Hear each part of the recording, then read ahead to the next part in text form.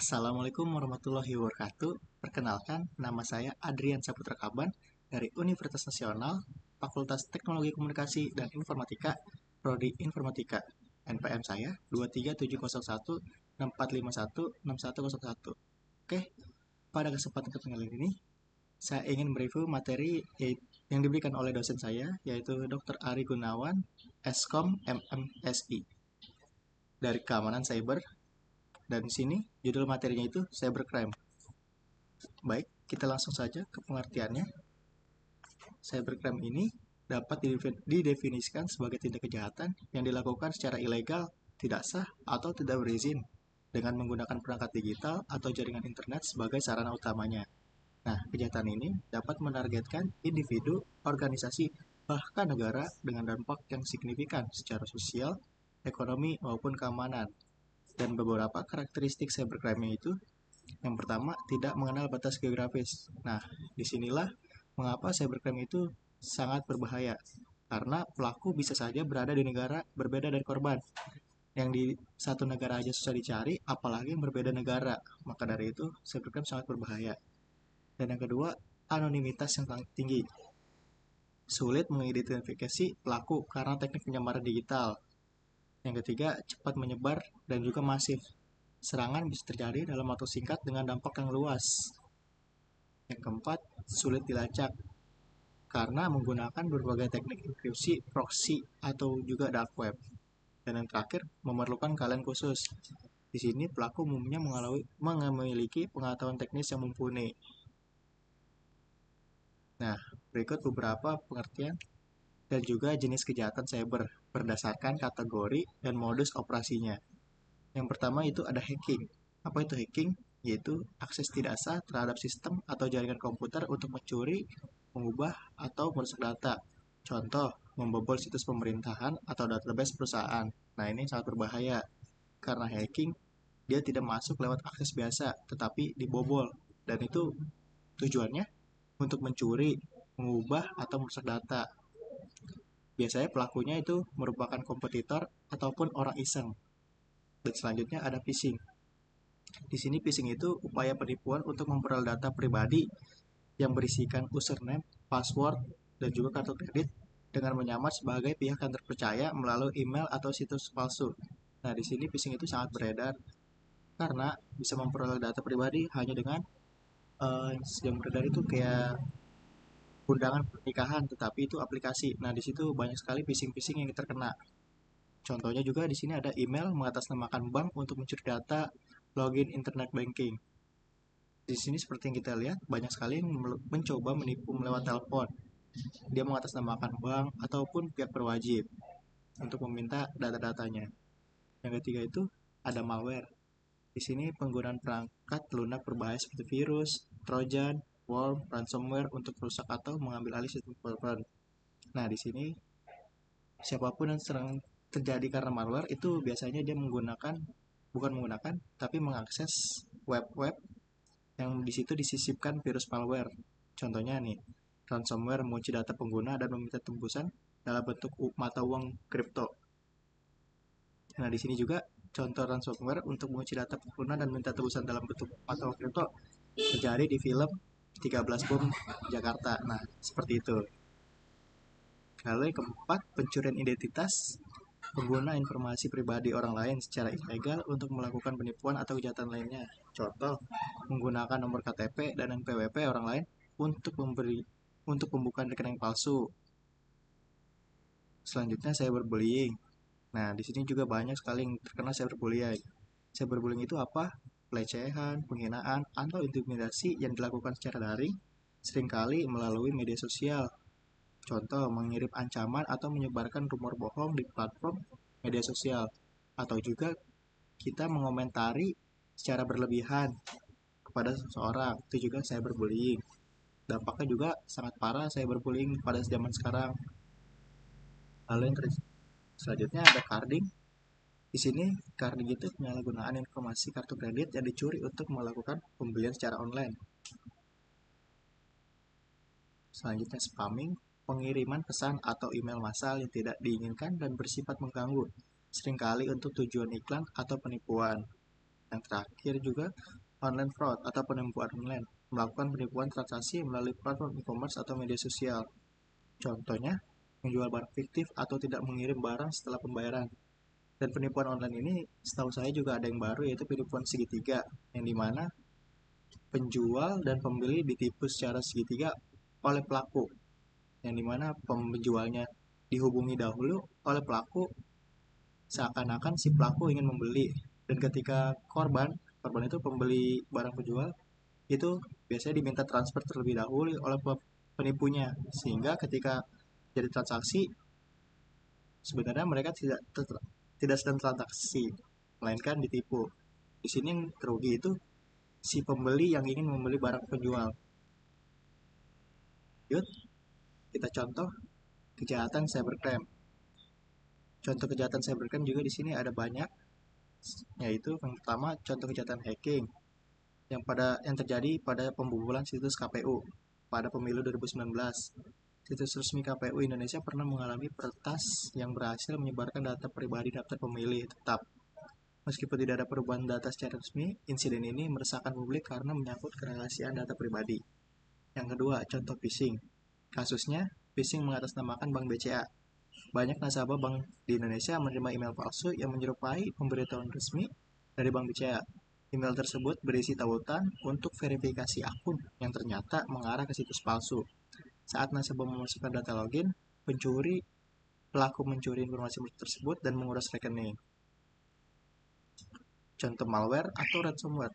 Kasus WannaCry ransomware pada tahun 2017. WannaCry menyerang lebih dari 200.000 komputer di seluruh dunia, termasuk sistem rumah sakit di Inggris. Malware ini mengunci seluruh data pengguna dan meminta tebusan dalam bentuk Bitcoin agar data bisa diakses kembali.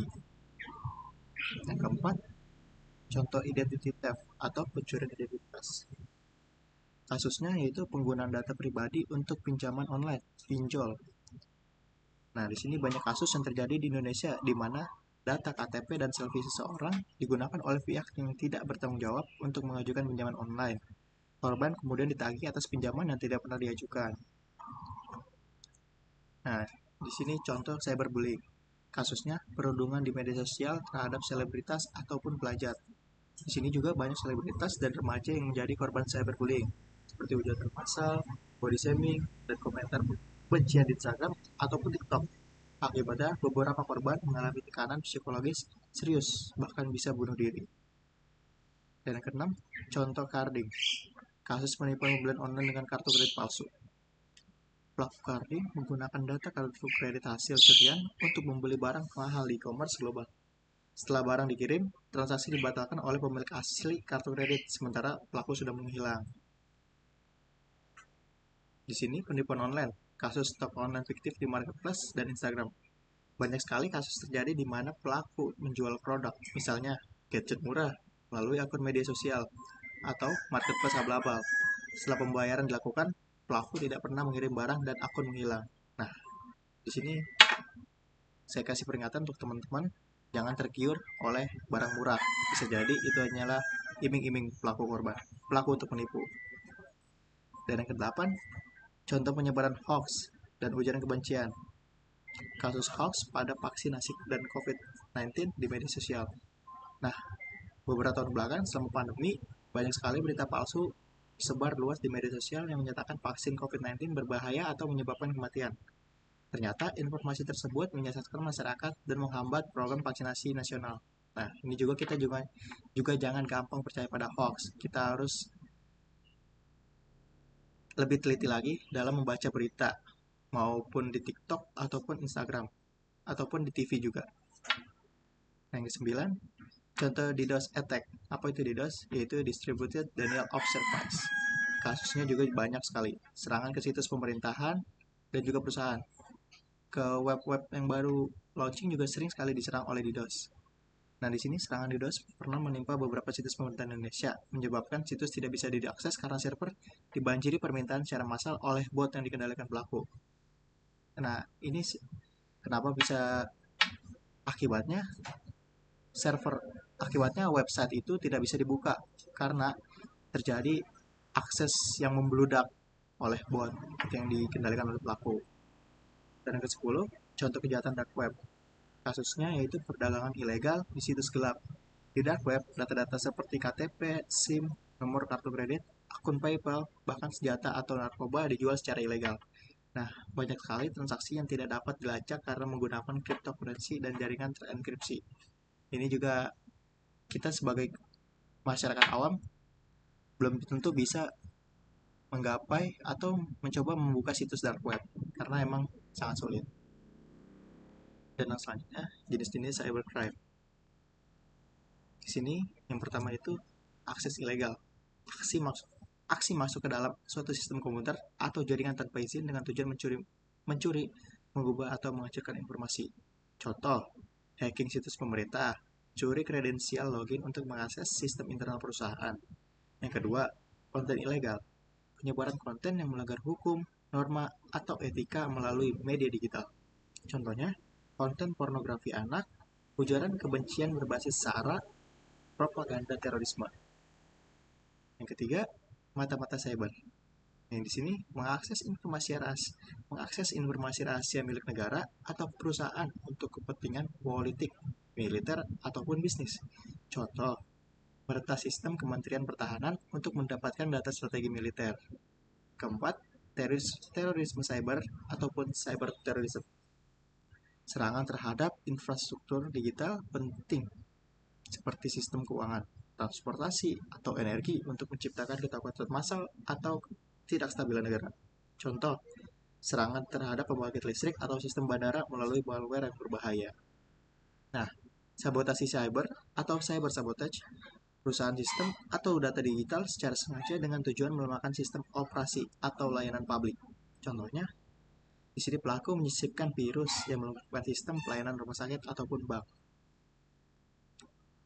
Contoh dari cyber fraud atau penipuan digital, melakukan penipuan melalui media digital dengan tujuan memperoleh keuntungan ekonomi secara ilegal. Contoh ada phishing, carding, penipuan investasi melalui aplikasi palsu. Dan yang ketujuh, pencurian identitas, pencurian data yang pribadi seperti nomor KTP, NPWP, atau informasi keuangan untuk digunakan dalam aktivitas ilegal.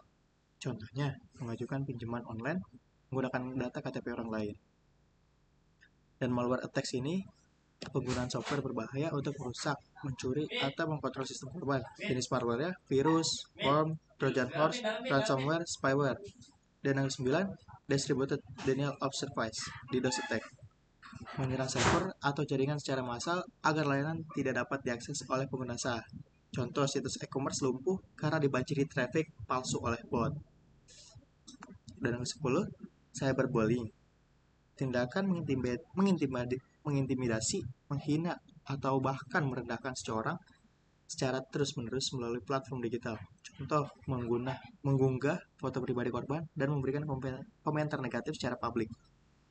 Dan yang ke-11, penipuan online. Penipuan melalui iklan palsu, undian palsu, atau penawaran fiktif. Contohnya, penjualan barang yang tidak nyata melalui marketplace ataupun media sosial. Spamming, pengiriman pesan massal secara terus-menerus yang tidak diinginkan, yang sering digunakan untuk promosi ilegal atau menyebar malware. Contoh, spam email yang berisi tawaran pinjaman fiktif atau link ke situs phishing. Yang ke-13, cyberstalking, mengawasi atau mengutus seseorang secara intensif melalui media digital, seringkali berujung pelecehan ataupun ancaman. Contoh, pelaku terus-menerus mengirim pesan mengganggu atau melacak lokasi korban secara online. Yang ke-12 yaitu metode cybercrime. Beberapa metode cybercrime di sini ada phishing.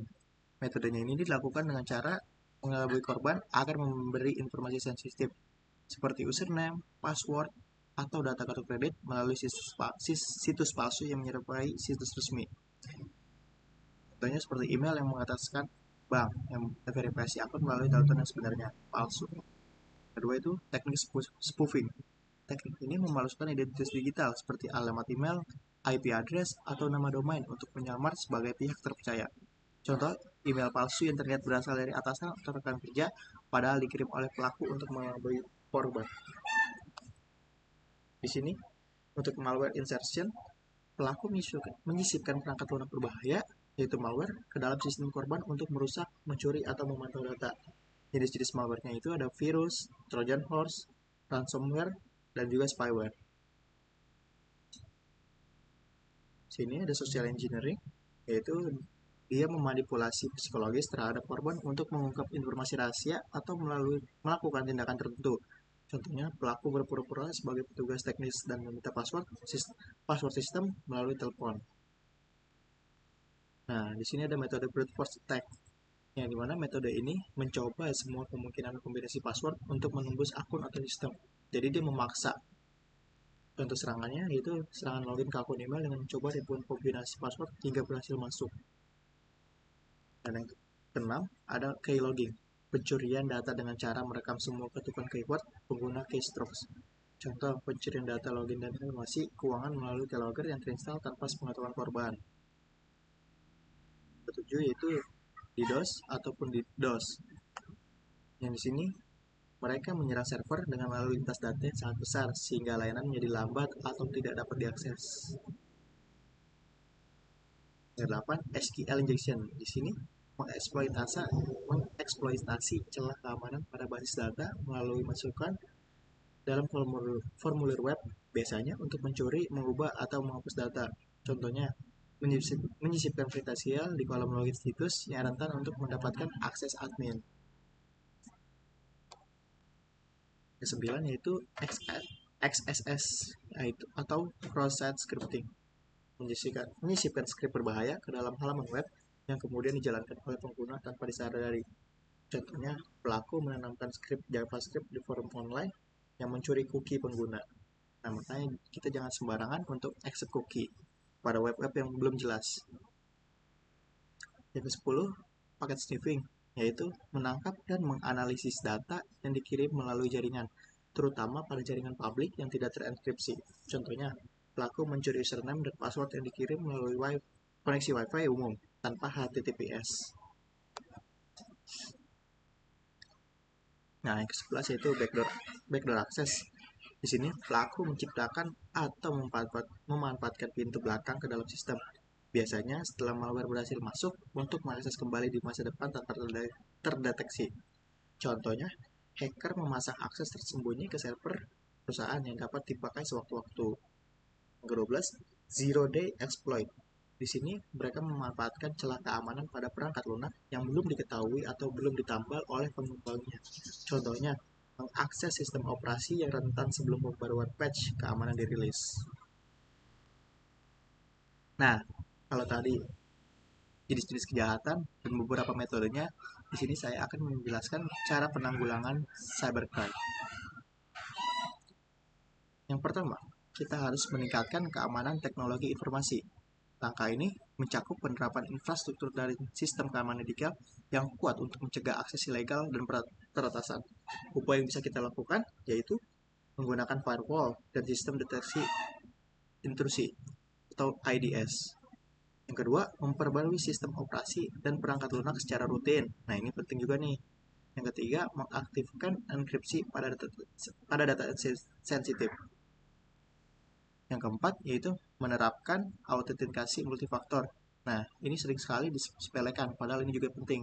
Dan yang terakhir, saya ingin menambahkan, kita harus rutin mengganti password kita, karena kita tidak tahu kapanpun kejahatan itu dilakukan. Yang kedua, edukasi dan literasi digital. Nah, masyarakat dan pengguna teknologi informasi harus diberikan pemahaman mengenai ancaman cyber dan juga cara menghindarinya. Yaitu kita harus fokus mengedukasi pada beberapa, yaitu mengenali email, phishing, dan tautan mencurigakan. Dan lalu tidak mudah memberikan data pribadi secara daring, mengetahui praktik penggunaan kata sandi yang kuat, lalu melatih etika digital dan perlindungan privasi. Nah, kita harus melek teknologi, jangan hanya berpaku. Di sini, yang ketiga, penegakan hukum dan juga regulasinya. Pemerintah perlu memiliki regulasi dan perangkat hukum yang kuat untuk menindak pelaku cybercrime secara tegas dan adil. Langkah-langkah hukumnya yaitu penguatan undang-undang terkait informasi dan transaksi elektronik, yaitu UU ITE. Sekarang ini masih ada, tetapi juga masih kurang kuat juga sih. Lalu ada kolaborasi antar negara melalui perjanjian internasional. meningkatkan kapasitas aparat penegak hukum cyber, yaitu lalu penegakan hukum yang responsif terhadap jenis kejahatan baru. Yang keempat yaitu audit keamanan sistem informasi. Nah, organisasi perlu secara berkala melakukan evaluasi terhadap keamanan sistemnya untuk mengidentifikasi celah yang berpotensi dimanfaatkan oleh pelaku kejahatan cyber. Beberapa langkah auditnya yaitu penilaian risiko keamanan sistem, simulasi serangan, lalu evaluasi kebijakan keamanan informasi internal. Yang kelima, pengembangan SOP dan kebijakan internal.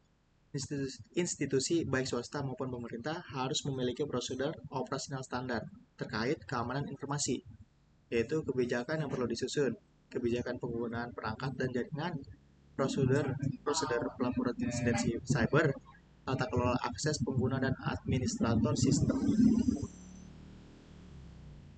Kenal, kolaborasi antar lembaga penanggulangan cybercrime harus melibatkan kerjasama antara pemerintah, sektor swasta, lembaga pendidikan, dan juga masyarakat. Bentuk kerjasamanya yaitu forum koordinasi antar instansi nasional, misalnya BSSN, Kominfo, dan juga Polri. Sekarang yaitu Komdigi namanya, bukan Kominfo. Lalu kemitraan internasional dalam pertukaran informasi cyber, kolaborasi dengan penyedia layanan internet dan juga platform digital. Yang ketujuh, menerapkan sistem forensik digital dalam menangani insiden kejahatan cyber. Penggunaan digital forensik sangat penting untuk mengumpulkan bukti dan menganalisis jejak digital. Tujuannya yaitu untuk mengidentifikasi pelaku dan teknik serangan, lalu menyusun bukti hukum yang dapat digunakan di pengadilan, lalu meningkatkan pengalaman terhadap keamanan sistem juga. Yang kedelapan, kesadaran dan budaya keamanan siber. Nah, ini kita harus sadar atas keamanan siber, yaitu dengan cara membangun kesadaran kolektif mengenai pentingnya menjaga keamanan data digital adalah langkah yang preventif yang sangat penting. Langkah yang dapat dilakukan yaitu kampanye keamanan cyber secara rutin, membangun budaya pelaporan insiden cyber di masyarakat, lalu mendorong perusahaan untuk memiliki Chief Information Security Officer atau CISO. Dan juga sekarang juga sudah banyak tentang acara-acara seminar tentang keamanan siber. Nah, kita juga harus sering-sering ikut seminar-seminar itu supaya kita dapat pengetahuan baru untuk keamanan cyber. Sekian, terima kasih. Assalamualaikum warahmatullahi wabarakatuh.